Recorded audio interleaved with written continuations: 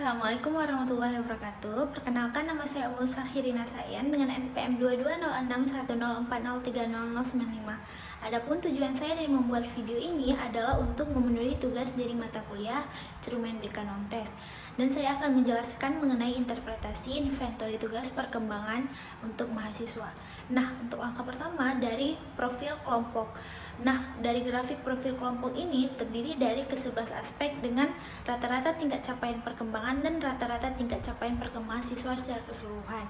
Nah, teman-teman bisa melihat dengan skor 5,5 ke bawah itu terdiri pada tingkat seksama, sedangkan pada skor 5,5 ke atas itu terdiri pada tingkat seksama menuju individualis. Nah, untuk rata-rata tingkat capaian perkembangan siswa secara keseluruhan itu berada pada 5,5 dan ini berada pada tahap seksama menuju individualis. Pada tahap ini, individu itu cenderung bertindak atas dasar nilai internal sehingga mampu melihat dirinya sebagai pembuat pilihan dan pelaku tindakan. Lalu, individu juga mampu melihat keragaman emosi, motif, dan perspektif diri sehingga peduli akan hubungan mutualistik. Lalu, individu juga memiliki tujuan jangka panjang sehingga cenderung melihat peristiwa dalam konteks sosial dan berpikir lebih kompleks dan atas dasar analisis. Nah, selanjutnya saya akan menjelaskan mengenai grafik analisis tingkat capaian perkembangan dengan 8 butir tertinggi. Di sini terdiri dari berbagai aspek. Nah, aspek yang pertama adalah aspek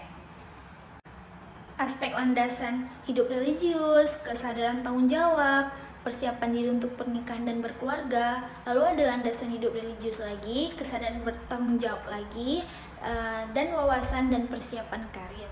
Nah, untuk 8 butir terendah itu teman-teman bisa melihat aspek yang belum berkembang.